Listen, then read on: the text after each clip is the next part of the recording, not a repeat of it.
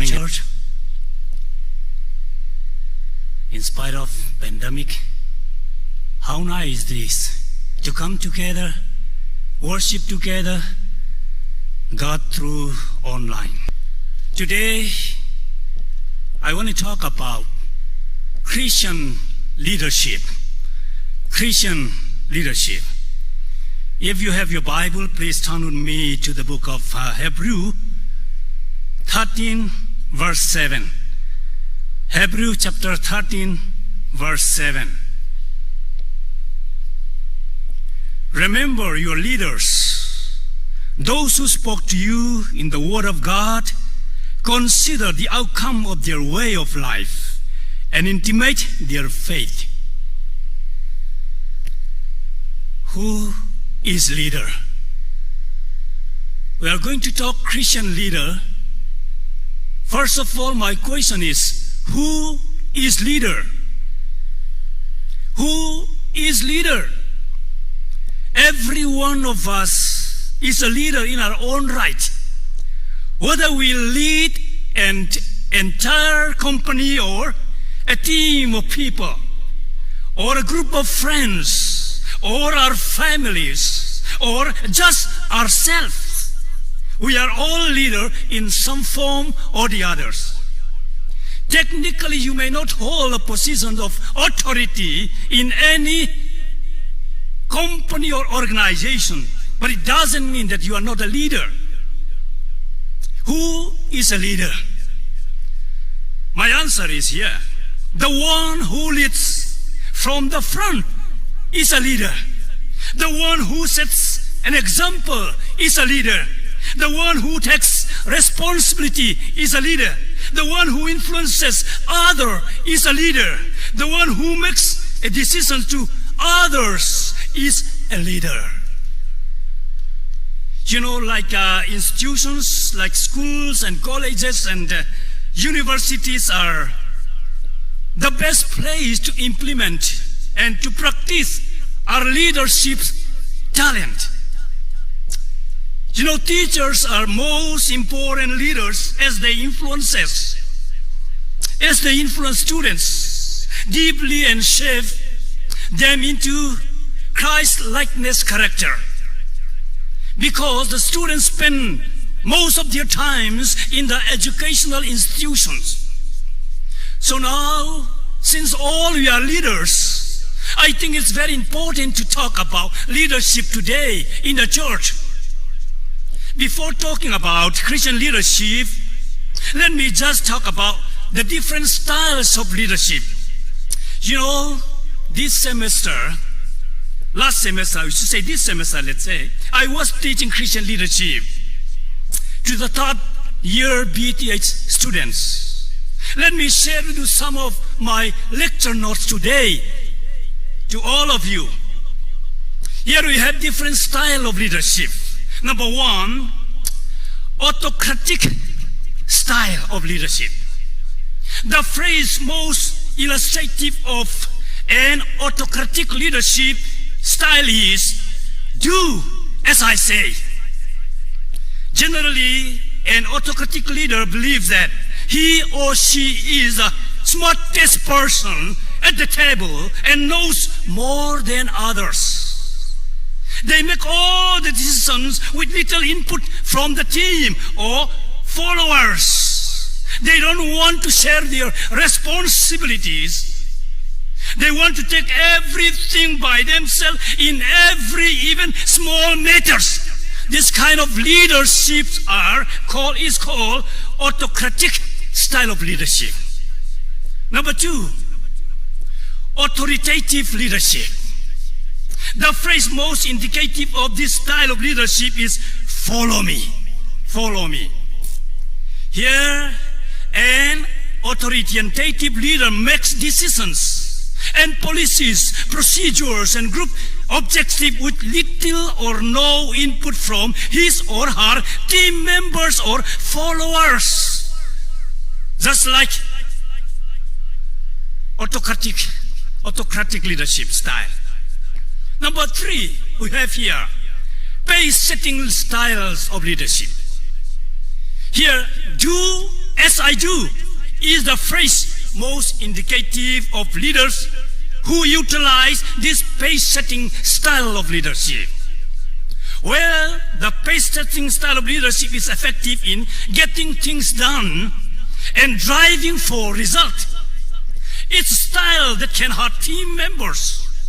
For one thing, even the most driven employees may become stressed working under this style of leadership in long run. Now, number 4, we have democratic style of leadership again. You know, democratic leadership are mostly like to ask, what do you think? They share information with employees about anything that affects their work responsibilities. They also seek employees' opinion before approving the final decisions. It sounds good. Number 5, bureaucratic leadership. You know, this leadership style operates with a series of rigid rules. Bureaucratic leaders always follow a specific command, change and stick to those all at times. The government of national mostly followed leadership of such form of leadership in the government. You know, all above leadership styles are secular leadership or worldly leadership. We as a Christian cannot use this style of leadership. Our own style is unique and peculiar as a Christian. So number 6, the last style of leadership that I want to talk about is that Christian leadership. Christian leadership. You know, Christian leadership is known as servant leadership. Hallelujah. Servant leadership.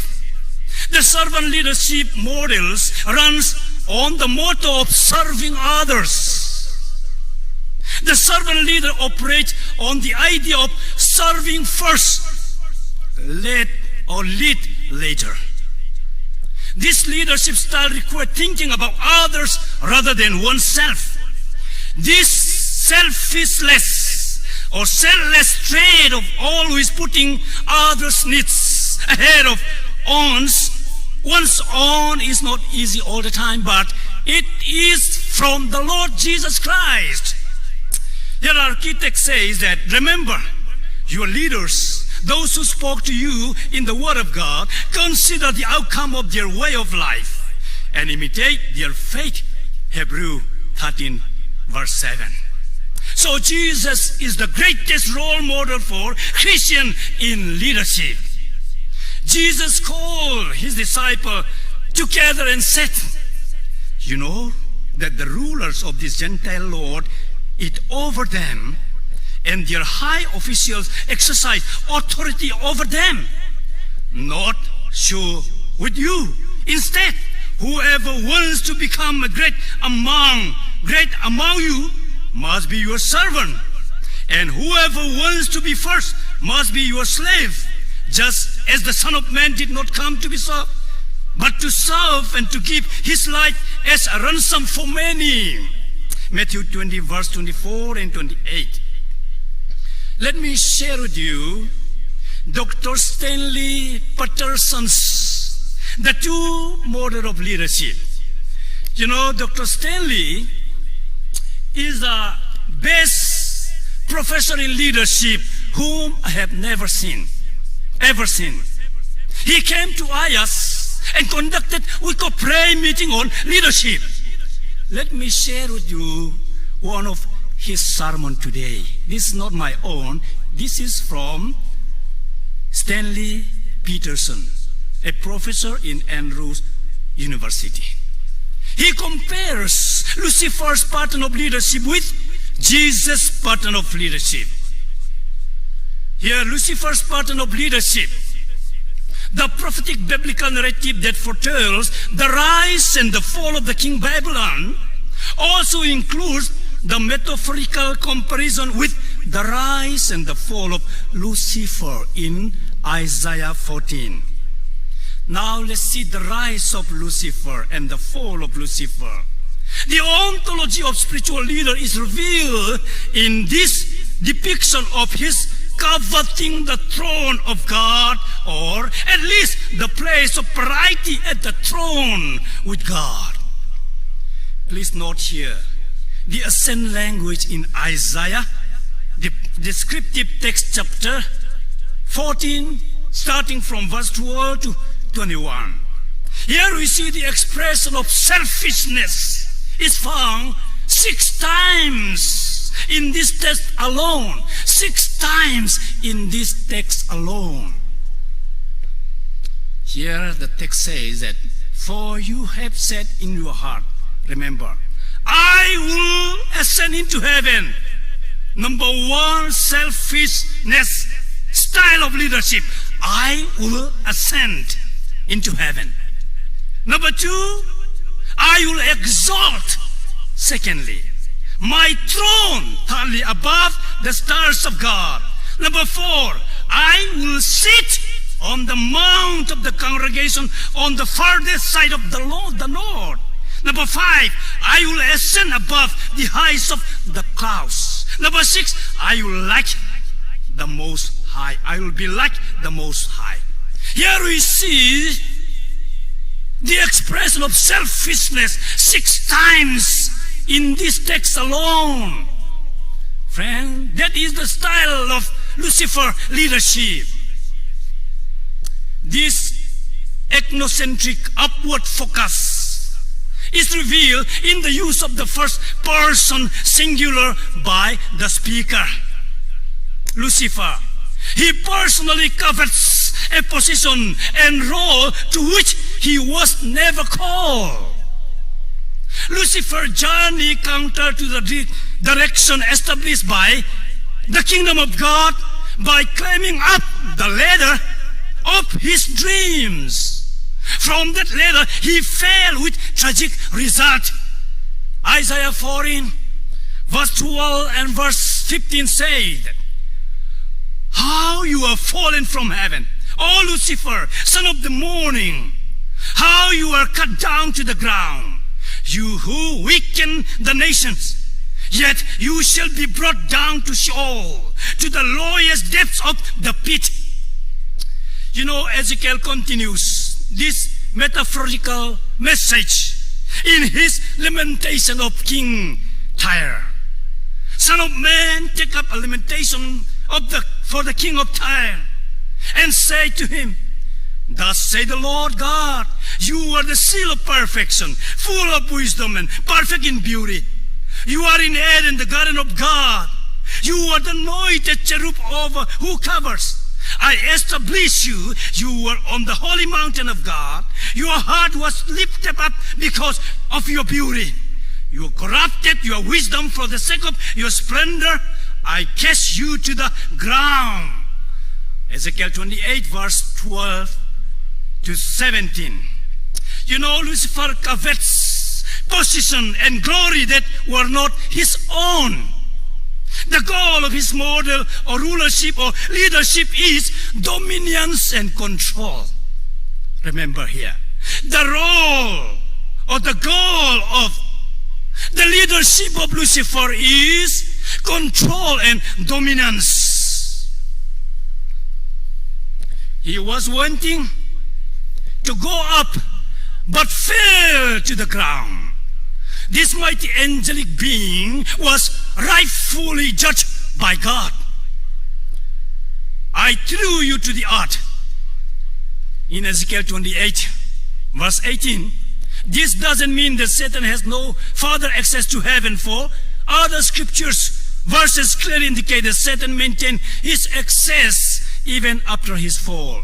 Job and Zechariah, we can see that. However, Ezekiel 28 verse 18 indicate that Satan was absolutely, completely cast out of God's heavenly government and his place of authority because of his style of leadership.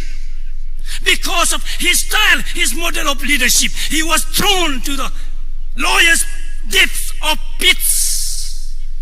Here we see the 6 I wills in Isaiah 14 indicate an element pride which was also evidenced in Ezekiel 28. As a result, Lucifer was banished from the living heaven, from living in heaven, Isaiah 14. He became corrupt and his name changed from Lucifer, morning star, to Satan, adversary. His power became completely perverted. And his destiny, following the second coming of Christ, is to be found in the pit during the 1,000 years of millennial kingdom over which Christ will rule, and eventually will be thrown into the lake of fire. Matthew 25 verse 41. Because of his model of leadership, because his model of leadership is selfish ambitions and dominance and control rather than service. The pattern of Jesus' leadership, now let's look at. The pattern of leadership of Jesus Christ is the incarnational model. Incarnational model. Jesus molded the behavior of the dung part. He emptied himself and became incarnate. The Bible says that the Word was with God. The Word was God, John 1:1. It was from his lofty sight that Jesus began his journey of incarnation. The Word became flesh. That is his model of leadership. The Word became flesh. He followed the dung path instead of up. He became Emmanuel. He became Emmanuel not by requiring us to ascend the mount by becoming dung, but becoming dung to serve our transformational needs. He dwelt with us, John 1:14, defied the stricture of polite Jewish society and ate with us, even with tax collectors and prostitutes. Matthew 21 verse 32. He laid aside the prerogative of positions and announced that his preferred relationship was friend rather than master. Now let's see here. Descending to serve. Notice how frequently Jesus' posture of service includes the element of descent, not ascending, but descent, not up, but down part. Just before an adultery woman was brought to him, and number one, Jesus sat down and touched them. John 8:2. He sit down. Okay, that's his model. Down part. Number two, he stooped down to write the words that delivered the women taken into adultery. John 8 verse 6. He sit down, he stooped down to write.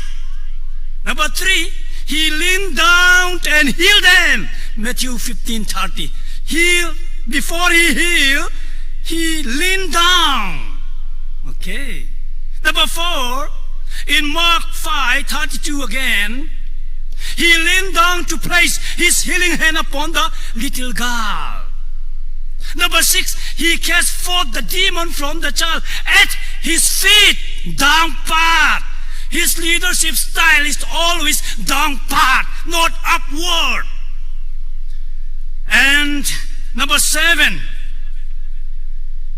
Father Jesus sat down with Samaritan women at the well, sat down. Actually, he can teach by standing, but he preferred to sit down while he was teaching, while he was healing. Down part always. Number eight, he looked down upon the paralyzed man and offered to heal him. Look down. Number nine, he reached down to mix saliva with clay and anointed the blind man and give him sight. So friend, here, Jesus came down, leaned down, looked down, reached down, sat down, stooped down, and right down to serve and to heal. Hallelujah. He follows always the down part to lead people and to serve him, to serve them. Hallelujah. His model of leadership is down part. Remember that. Likely the most powerful expression of Jesus descent to serve is recorded in John 13 in the Lord's Supper and foot washing ceremony. Jesus rose from supper and lay aside his garments, took towel and bent down and washed the disciples' feet. Bent down in order to wash the disciples' feet. He cannot stand. He should bend down himself. Then only he can serve. That is the sense of Christian leadership. And he said, for I have given you an example, that you do as I have done to you. Most assuredly, I say to you, a servant is no greater than his master, nor he is who is sent greater than he who sent him. If you know these things, blessed are you if you do them. If you do as I do, you'll be blessed. Jesus said to them, the ultimate service of Christ was his death. He was lifted up on the cross where he died to serve our need and a sinless atonement. He went down into the grave. See, down part. He went down into the grave by his own choice, to serve our need, to escape the penalty of sin and take hold of the promise of eternal life. He constantly modeled the downward movement toward service, even the point of his sacrificial death. So the greatness of Jesus Christ was established by coming down to serve and ultimately down to the grave. He became a ladder that connects heaven and earth. He never lifted himself up. Rather, he asks us to lift him up in our words, in our lifestyle, in our day-to-day life, as the means of making his transformational gift available to all people. Friend, love is the motivational or the motivator that urges him to descend to serve. Love is the basic motivational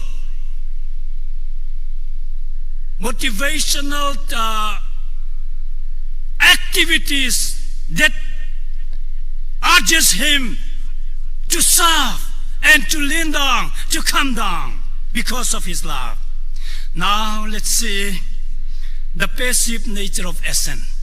Yes, we see Jesus Christ after the death, he was resurrected up. Up what?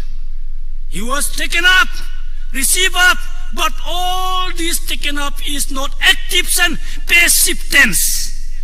That means he himself did not taken up. He himself did not raise himself up. But someone has to do. Yes, that is beautiful, isn't it? Sometimes as a Christian leader, we wanted to lift it up ourselves. But Jesus never lifted him up himself.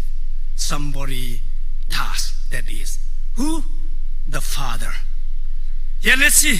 Note the passive tense.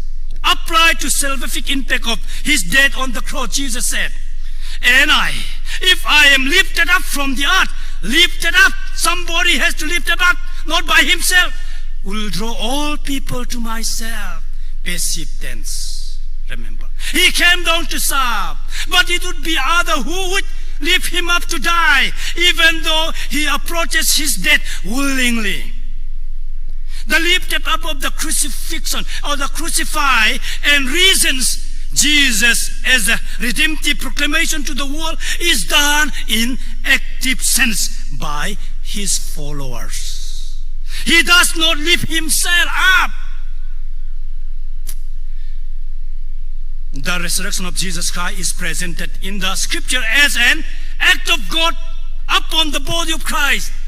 The Father taking the most important role in his resurrection, not himself. Though he has the power necessary to recover his life after his death, he intentionally lay it down, submit to the power of the Father to be raised up and to be taken up.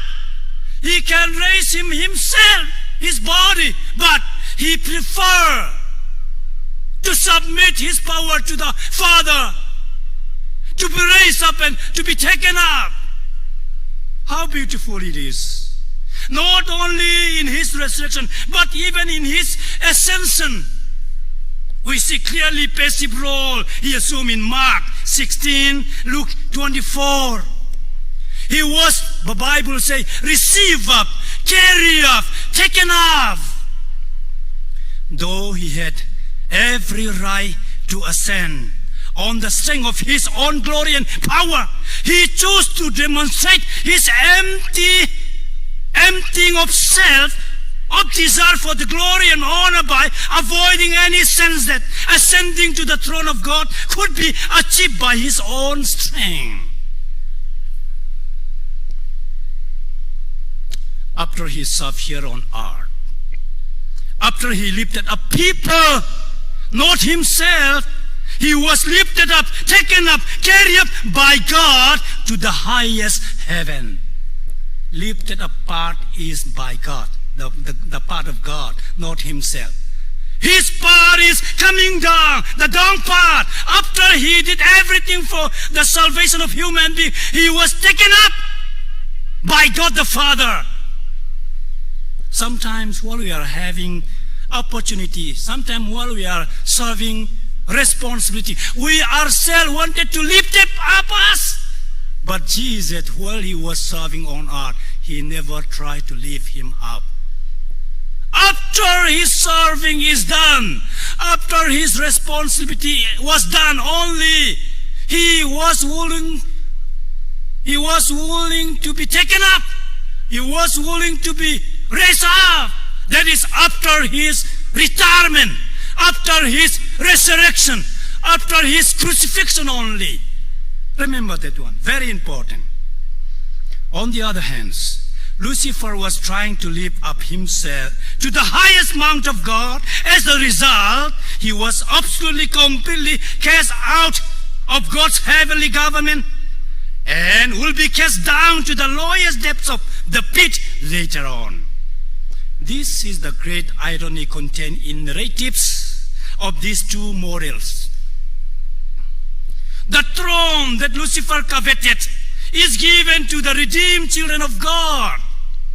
When Lucifer is cast down from his ascended climb, those who have submitted to their Creator and the life of loving service are lifted up and granted the privilege to sit on the throne upon the Mount of God, a place to which they could never climb in their own strength.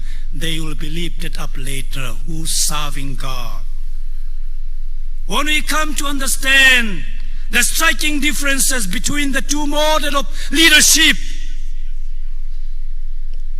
that we have observed, action will either be up or down, generative or destructive, loving or uncaring. By God's grace, in the power of the Holy Spirit, we may travel down the down part as we follow the footsteps of Jesus Christ. The spiritual leaders are called to walk down the down part, to serve rather than to control and dominance. Disciples of Jesus Christ are not to function as a ruler after the pattern of this world, where lording it over others. That is the pattern of worldly leadership. But to go down the down path to serve. Greatness comes from service, not dominance. The Christian descends into greatness. Do not try to lift up yourself. Let God lift you up. The incarnational model of Jesus Christ sets the standard for leadership behavior by Christians. Incarnational behavior and walking down to the down path is our testimony of Christ's likeness to this world. Friends, how we lead our families, how we lead our communities, how we lead our students and work environments is the test that determines whether we are climbing the ladder of ascendancy or to dominions or to descending the path to serve. Every day we are tested whether we are practicing the down path or the up path, descending on ascending. In every life of our day-to-day life, our behavior toward others makes our relationship orientation.